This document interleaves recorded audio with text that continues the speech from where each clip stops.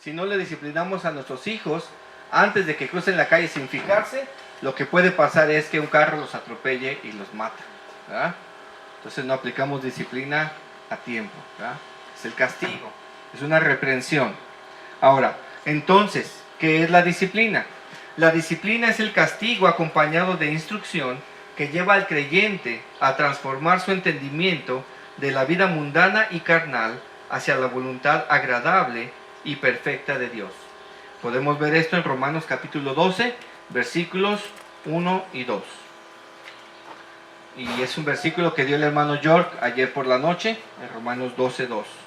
Ahora, Romanos 12, 1 y 2. Ahora, encontré dos frases célebres que escogí, había varias, pero escogí solamente dos. La primera me dio gusto que fuera de la Biblia y la encontré en el internet estudiando mi tema, y es del rey Salomón, donde dice: el temor de Jehová es el principio del conocimiento. La sabiduría y la disciplina son lo que han despreciado los que simplemente son tontos. Es una traducción del Nuevo Mundo. Ahora, el punto número 2. ¿Disciplina y amonestación es lo mismo? Y les hago la pregunta a ustedes. ¿Es lo mismo? ¿No? Hay diferencia. Bien, la disciplina viene después. Entonces, la disciplina es una reprensión que puede incluir castigo, y la amonestación es una llamada de atención o advertencia sobre un pensamiento, acción o actitud potencialmente incorrecta que no obedece a la palabra de Dios, y ésta se transforma en instrucción con acción. Esto es disciplina. O sea, si tenemos la amonestación, es lo primero antes de la disciplina. Ahora estamos hablando de la disciplina en la iglesia. Entonces tenemos que tratar de tener nuestra mente enfocada en ese punto, ¿sí? Entonces, nosotros como creyentes en la iglesia debemos recibir la amonestación. Y si estamos recibiendo amonestación tras amonestación, entonces tenemos que tener cuidado, porque después de varias amonestaciones viene entonces la disciplina, ¿sí? Vamos a ver más adelante un poco más sobre esto. Ahora les voy a dar 3 versículos para que los que están anotando lo puedan anotar y podamos verlos. No vamos a meternos mucho en esto. Es Primera de Corintios, capítulo 10, versículo 11. Dice así: y estas cosas les acontecieron como ejemplo y están escritas para amonestarnos, a nosotros, a quienes han alcanzado los fines de los siglos. Efesios 6:4, muy conocido por nosotros como padres. Y vosotros, padres, no provoquéis a ira a vuestros hijos, sino criarlos en disciplina y amonestación del Señor. Tito 3:10.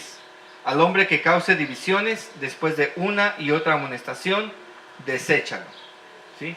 Son las 3 partes o 3 porciones de la escritura que aparece la palabra amonestación. Y como acabamos de ver, amonestación significa llamar la atención, ¿sí? Es decir, una reprensión suave o una advertencia. Muy bien. Ahora, número 3. La disciplina bíblica. ¿Cuál es su definición? Bien, para esta definición yo tomé en cuenta los versículos del Nuevo Testamento por varias razones. Número 1, que la iglesia fue formada en el Nuevo Testamento y que tenemos los puntos a tratar sobre la disciplina en la iglesia en el Nuevo Testamento. En el Antiguo Testamento encontramos también muchos pasajes que nos dan ilustración o nos dan ayudas para ver cómo Dios castigaba a su pueblo para que el pueblo de Israel obedeciera. Y aunque es básicamente lo mismo, vamos a centrar el estudio en los versículos del Nuevo Testamento, ¿sí? Por cuestiones prácticas también. Entonces no quiere decir, no ignoramos ni menospreciamos algún texto del Antiguo Testamento. Ok, dicho esto, entonces vemos cómo la disciplina bíblica y la definición la encontramos de una raíz que se llama paideia, que significa golpear, como por un solo golpe y no tan violentamente, que a su vez viene de la palabra que significa entrenar a un niño, o sea, de una manera, por decirlo así, educarlo, y que tiene implícita también la disciplina. Cuando educamos a nuestros hijos, casi siempre lleva disciplina física. Muy bien. Vamos ahora al libro de Hebreos capítulo 12. Hebreos capítulo 12, versículos del 5 al 11. Encontramos aquí 3 versículos que nos hablan de esta palabra de disciplina o castigo, que en otras versiones también así lo llaman. ¿Sí? Quiero recordarles que esta enseñanza o este castigo, como dice la palabra de Dios, tiene un propósito. Aquí lo vamos a encontrar. Dice así el versículo, voy a leer algunos versículos. El versículo 6 dice: porque el Señor al que ama, ¿qué dice? Disciplina. En otra versión dice castiga y azota a cualquiera que recibe por hijo. Si usted es hijo de Dios, no se sorprenda si tiene algún tipo de disciplina o castigo, obviamente de parte del Señor. Muy bien. Otro versículo es el versículo 7, dice: si sufrís, ¿qué dice? La disciplina. Aquí en otra versión dice: si sufrís el castigo, Dios se os presenta como a hijos, porque que hijo es aquel a quien el Padre no castiga o no disciplina. ¿Sí? Y Hebreos capítulo 12, versículo 10, más adelante dice: y aquellos, hablando de nuestros padres, a la verdad por pocos días nos castigaban, como a ellos les parecía, mas hablando del Señor, para lo que nos es provechoso, para que recibamos su santificación. Comentaba al grupo antes que ustedes que muchas de las veces nosotros pensamos en la disciplina como algo malo. La disciplina no es mala. Si usted tiene una pieza de oro y esa pieza de oro tiene impurezas, usted podría preferir a una pieza de oro sin impurezas o con impurezas. ¿Cuál vale más? Sin impurezas. ¿Y qué es lo que tienen que hacer los que se dedican a hacer joyas y ese tipo de cosas? ¿Qué es lo que hacen con el oro para quitar las impurezas? Lo funden. ¿Qué hace el fuego con las impurezas? Las elimina, las quema. Entonces, el Señor dice que nuestras obras van a ser pasadas por fuego, vamos a ser probados. De la misma manera que esto significa aquí que llevemos una santificación, está hablando de pureza. Entonces el castigo o la disciplina nos lleva a la santificación. ¿Por qué? Porque están observando puntos en nuestra vida que son incorrectos y tienen que irse eliminando poco a poco para tener un grado de pureza mayor para el Señor. ¿Ah? La Biblia habla también de los vasos de honra y vasos de deshonra. O sea, un vaso sucio y un vaso limpio. ¿Cuál vaso usted prefiere tomar? Un vaso limpio. Entonces el Señor, ¿cuál vaso tiene derecho a usar más? El vaso limpio. Muy bien. Ahora, si gustan anotar los otros 3 pasajes.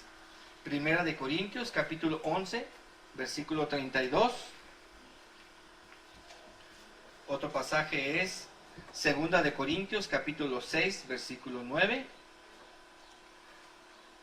Y el último pasaje es Apocalipsis, capítulo 3, versículo 19. Aquí este versículo de Apocalipsis a mí me gusta mucho porque dice: yo reprendo y castigo a todos los que amo. Sé pues celoso y arrepiéntete. El propósito del castigo es que nosotros nos arrepintamos. Ese es el propósito. Ahora, como quiera que se pueda comprender este pasaje, lo que es evidente y lo que tenemos que tener en cuenta que este pasaje o este tipo de pasajes nos enseñan es que no está hablando de una instrucción. Está hablando de un castigo físico y es un castigo que es severo. Podemos entender y podemos ver en el pasaje donde el pueblo quería crucificar a nuestro Señor Jesucristo y el pueblo le decía: crucifícale, crucifícale, y Pilato les decía: pues qué mal ha hecho, y el pueblo gritaba aún más y más: crucifícale. Entonces Pilato dice: bueno, le voy a castigar y después le voy a soltar. Entonces al Señor Jesucristo lo castigaron, no fueron blanditos, fueron 40 azotes y realmente le destrozaron toda su espalda físicamente. Entonces estamos hablando de un asunto de disciplina, un asunto de castigo que es severo. Por lo tanto, el asunto de disciplina en la iglesia tiene que ser serio y tiene que ser de alguna manera con mucho respeto mucho cuidado, ¿verdad?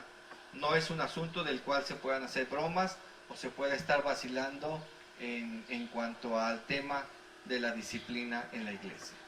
Tiene que ser algo serio porque representa algo serio. ¿Sí? Muy bien. Ahora vamos a ver cuántos tipos de disciplina encontramos en la iglesia. Aunque básicamente existe solamente una manera de disciplinar, una disciplina, podemos diferenciarlo en dos tipos: la disciplina formativa y la disciplina correctiva. Estamos hablando nuevamente que en cuanto al Nuevo Testamento estamos teniendo enseñanza de cómo disciplinar a nuestros hijos. Acuérdense que es como instruir a un hijo, que incluye castigo físico. Sí, la disciplina formativa.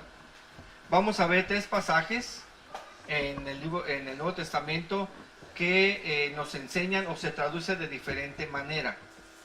Esto es, por ejemplo, en Hechos capítulo 7, versículo 22, se traduce como fue enseñado. Aquí está hablando de Moisés, que fue enseñado en toda sabiduría de los egipcios. Es la misma palabra, de instrucción, de castigo, de tutoreo. ¿Sí? Otras versiones lo traducen como fue instruido. También en 2 de Timoteo capítulo 2, versículo 25, se traduce corrija. Es la misma palabra. Y en Tito 2:12 se traduce enseñando. Entonces tenemos enseñando o instruido, también corrija o corregir, y enseñando. Es la misma palabra de disciplina. ¿Sí? Es la misma. Ahora, esta disciplina formativa, como les decía, es como cuando enseñamos a nuestros hijos desde pequeños, ¿verdad? Estamos tratando de que aprendan algo y estamos insistiendo cómo hacer y qué tienen que hacer. Entonces, cuando ellos de alguna manera no obedecen, pues entonces aplicamos ya un poco de castigo para que entiendan que lo que se está queriendo enseñar es importante. De la misma manera, como creyentes, tenemos que entender la disciplina desde este punto de vista. Que se nos está enseñando algo que es importante, y eso algo que es importante tiene que ser aprendido por nosotros para que tengamos o un propósito de arrepentirnos si estamos mal, o irnos santificando cada vez más y más para el Señor. Ahora, esa es la disciplina formativa. La disciplina correctiva. La disciplina correctiva es cuando uno o varios hermanos están en pecado.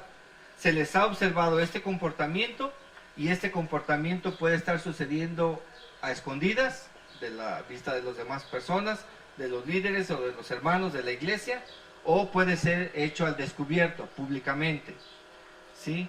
Y sin esconder la falta. Y esto será tratado según sea el caso. Esto lo vamos a ver con los siguientes pasajes. Ahora, obviamente hay pecados que son evidentes, ¿verdad?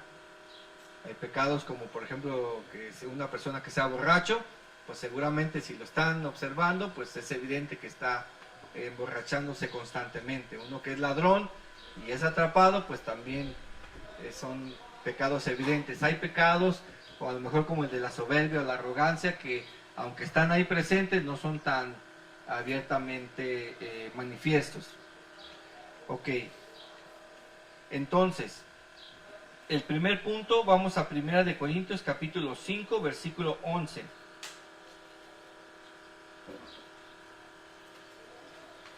Primera de Corintios capítulo 5, versículo 11. Alguien que me ayude a leer este pasaje, por favor. Sí. Más bien os escribí que no os juntéis con ninguno que llamándose hermano fuere fornicario o avaro o idólatra, maldiciente o borracho o ladrón, con el tal ni aun con Bien, ahora aquí estamos teniendo una lista de características de las personas que está poniendo una restricción. ¿Sí? Está dando una lista de alguien que se llama hermano o que se hace llamar cristiano y que tiene un comportamiento que es algo que está prohibido por la Escritura, algo que va en contra de las enseñanzas de la palabra de Dios. ¿Sí? Este tipo de comportamientos son comportamientos que son de alguna manera evidentes o públicos, ¿verdad? La mayoría de ellos. ¿Sí? ninguno que fuere fornicario, avaro, idólatra, maldiciente, borracho o ladrón. ¿Sí?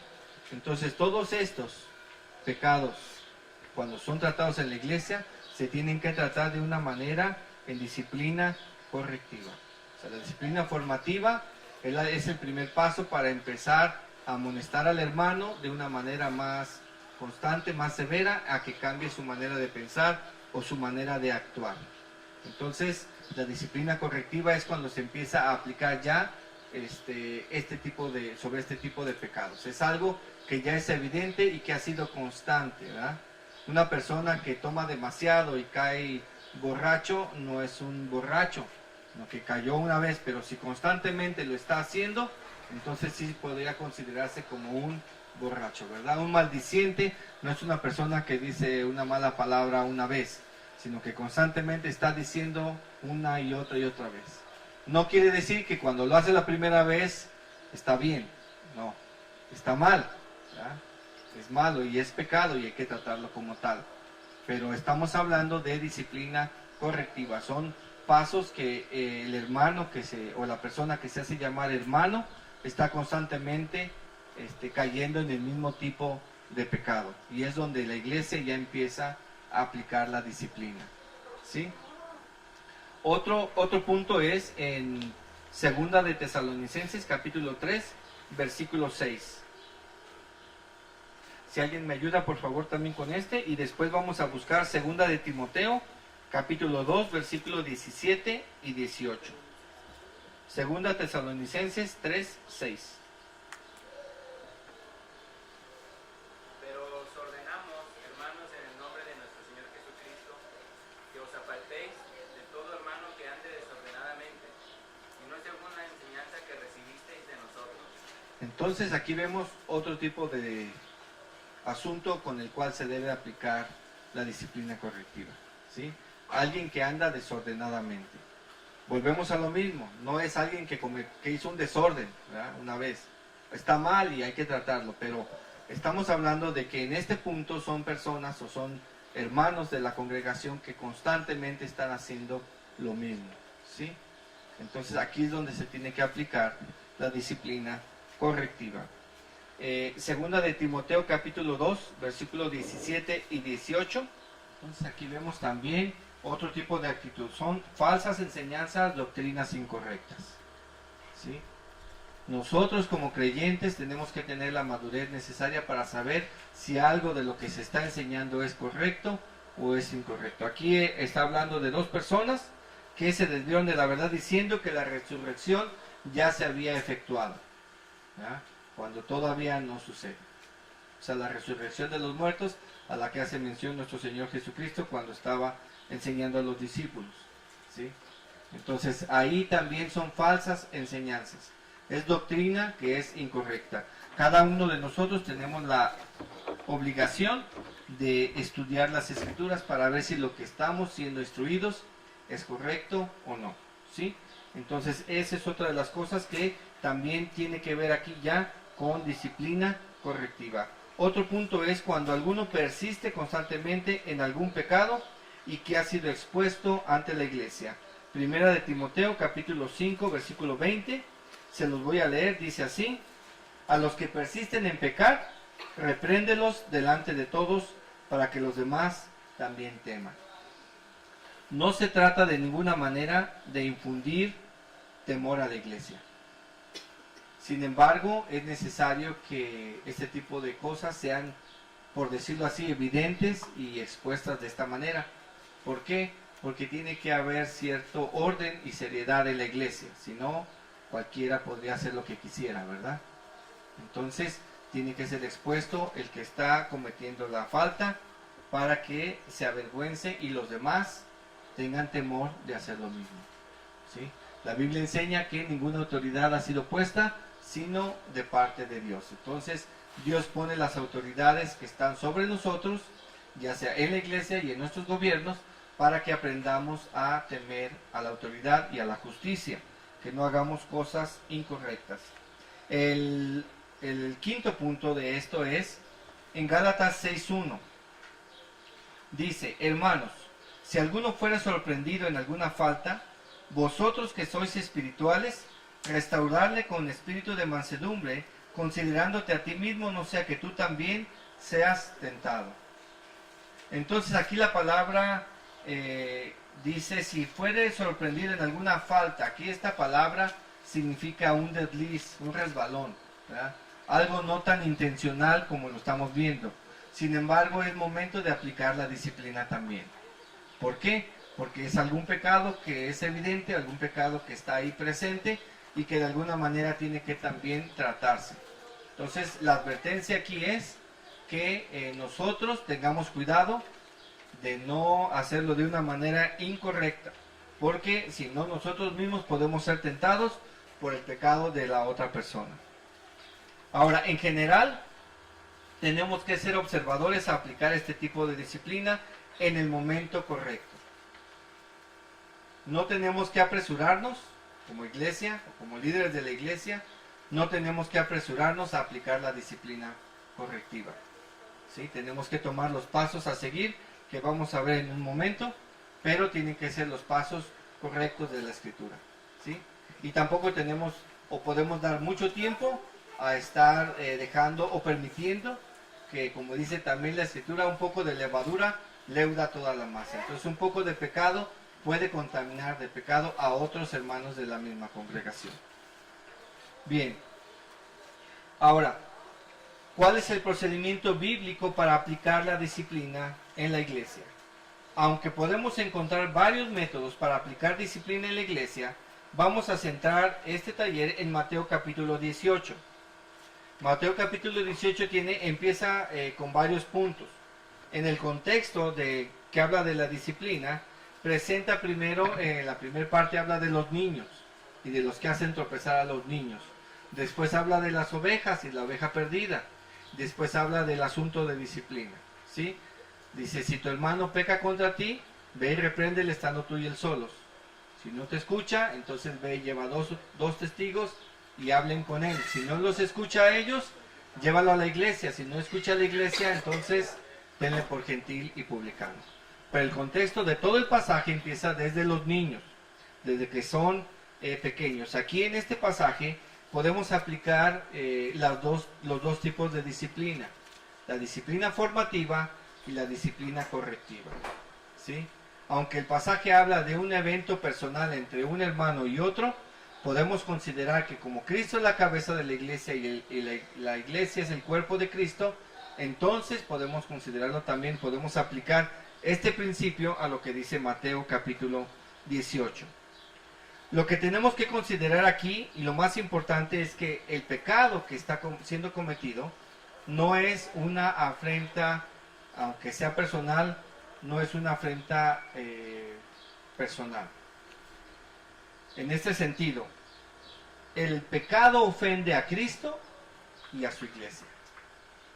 Si el hermano nos ofendió a nosotros, bueno, pues tenemos que tratar de hacerlo. Aunque el pasaje al final dice, si tu hermano peca contra ti, si tu hermano va y te pide perdón, perdónalo, dice el Señor, ¿verdad?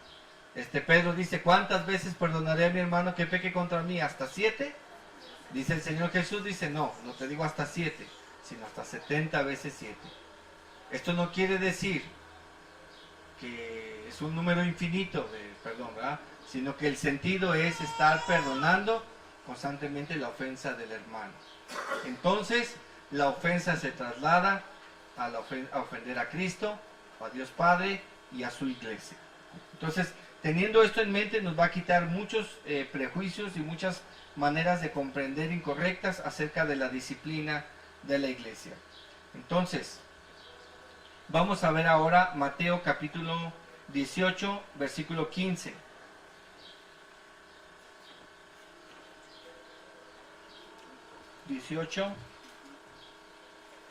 Capítulo 18, versículo 15.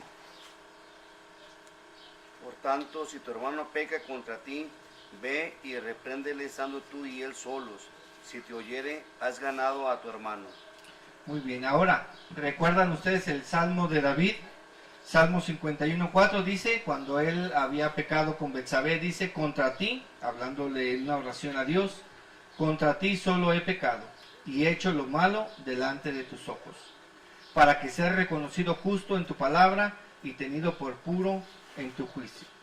Entonces debemos recordar que la ofensa principal del pecado del hermano primero es contra Dios, después contra la iglesia y después contra los que hay él o los que hayan sido ofendidos por su comportamiento.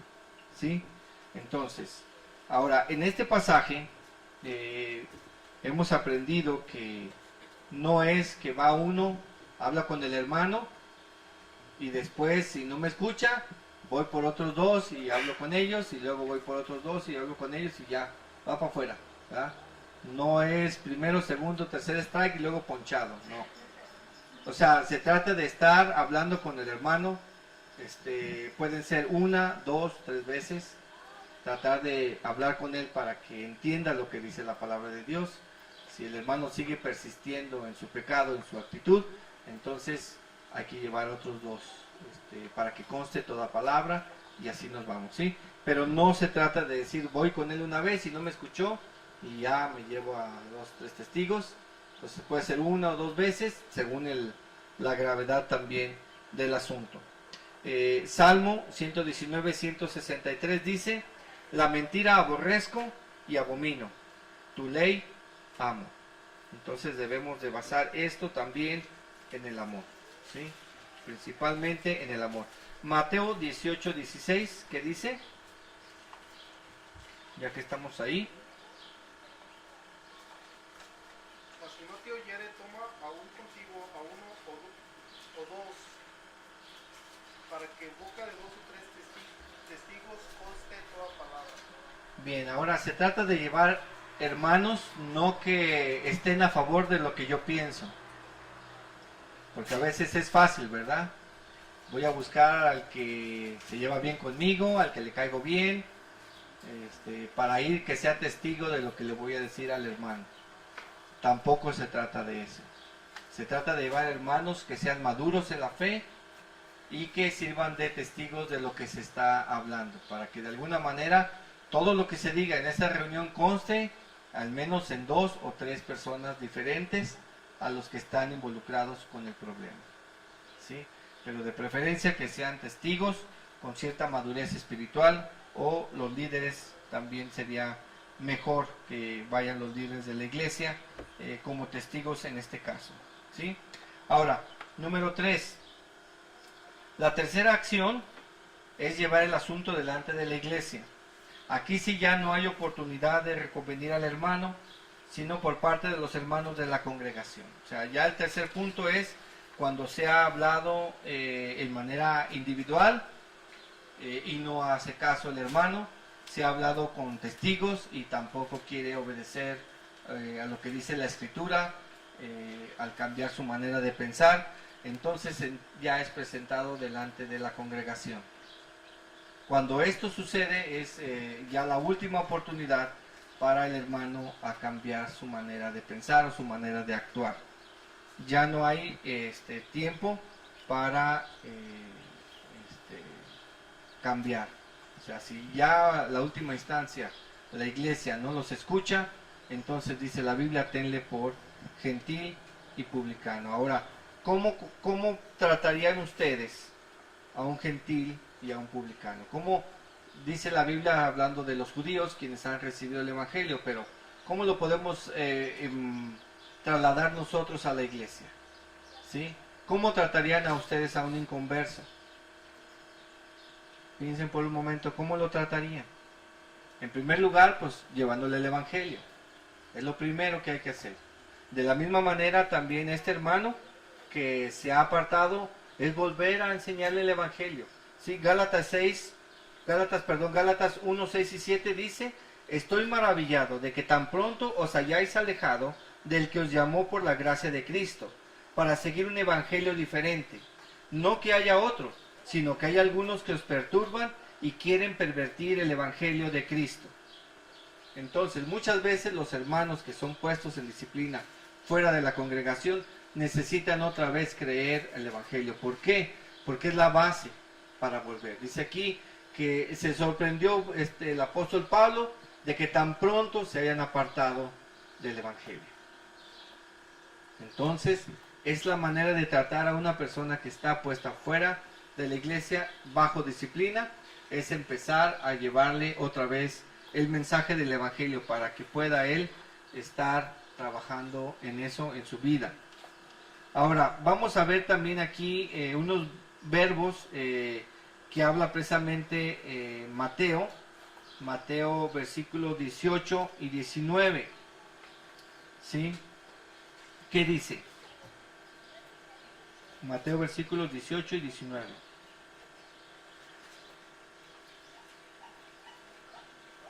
De cierto os digo que todo lo que atéis en la tierra será atado en el cielo, y todo lo que desatéis en la tierra será desatado en el cielo.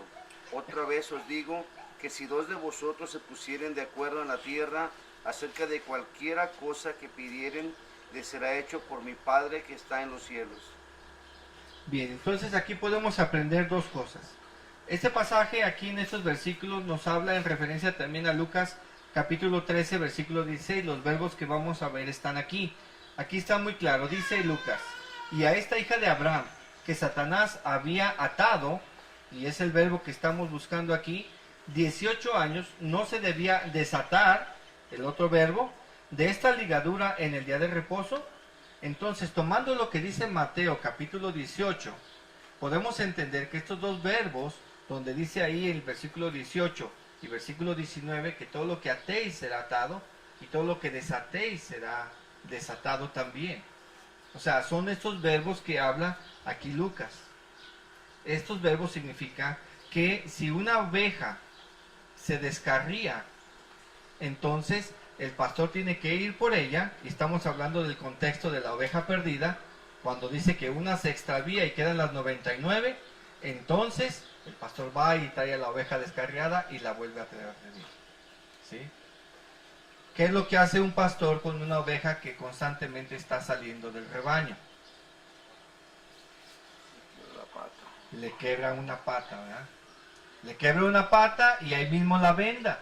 ¿Por qué? Para que la oveja no tenga la habilidad para salir corriendo cuando ella quiere.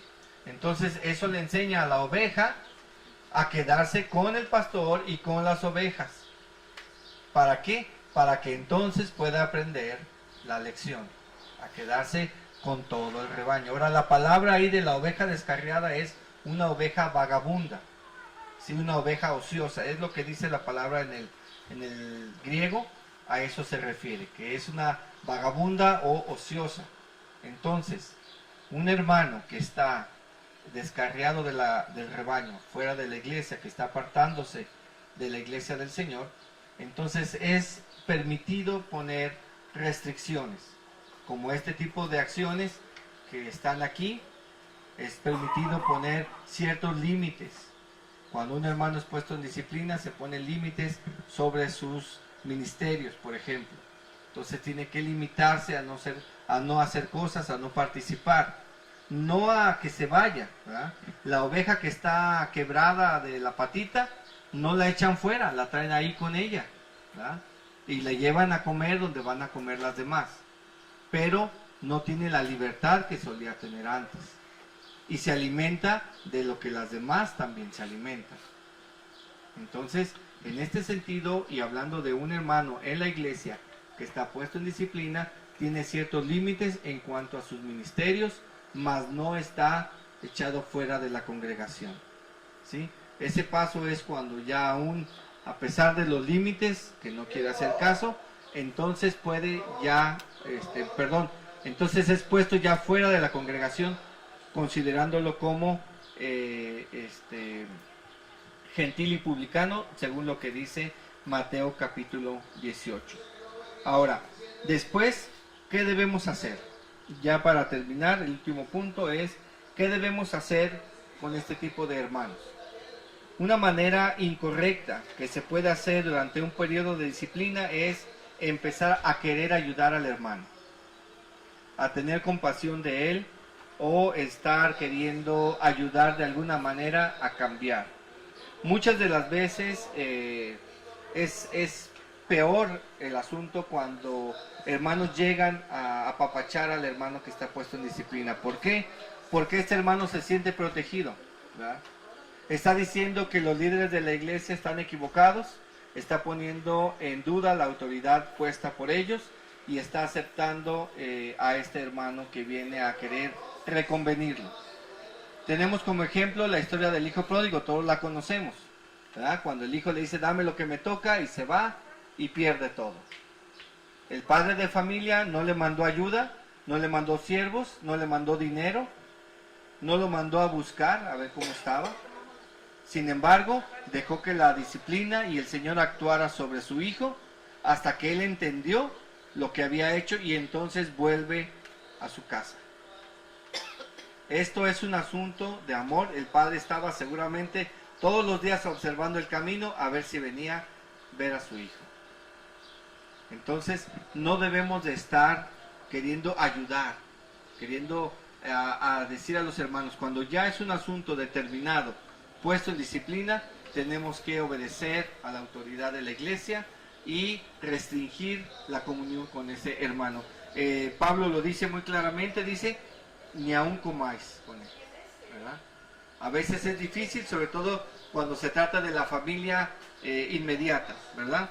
Pero ese es un ejemplo. También Tito capítulo 3, versículo 10, dice al que cause divisiones después de una y otra amonestación, deséchalo. Romanos 16, 17 dice que nos fijemos en los que causan divisiones y tropiezos en contra de la doctrina. Dice, porque ellos se van apartado y usan palabras suaves y lisonjas y engañan a los ingenuos. También en este sentido tenemos que entender que nosotros como creyentes y parte de una congregación debemos de saber que necesitamos declinar las invitaciones de estos hermanos. Muchas veces ellos se van a sentir solos y apartados. Y es cuando empieza a actuar la disciplina. Porque ellos se sienten solos. Cuando Eva pecó en el huerto de Edén, ¿qué fue lo que hizo? Ella comió del fruto y pecó, ¿verdad? Pero ¿qué fue lo que hizo? Le invitó a Adán. Cuando usted y yo pecamos, muchas veces no queremos hacerlo solos. Y estamos buscando con quién más hacer ese tipo de pecado. Entonces, tenemos que tener cuidado de no acercarnos en una manera íntima o pasar mucho tiempo con este hermano, porque puede ser peligroso para la iglesia, ¿verdad?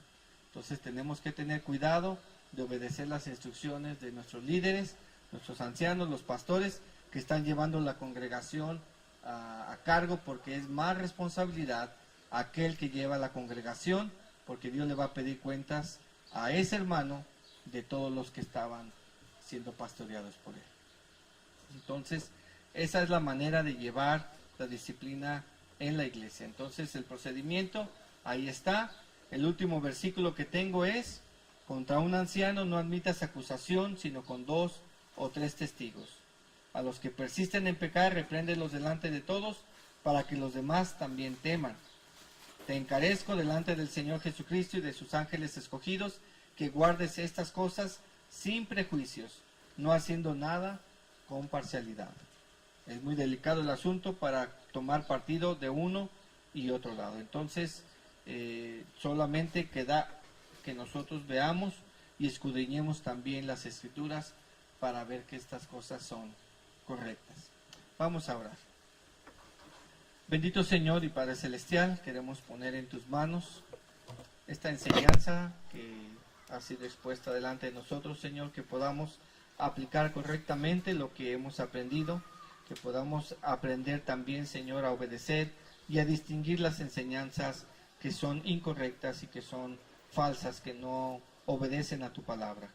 Padre Santo, te pido que bendigas a cada uno de los hermanos que estamos aquí reunidos, que bendigas el resto de la conferencia, que todo salga bien, Señor, durante este tiempo. Bendícenos en el nombre de Cristo Jesús. Amén.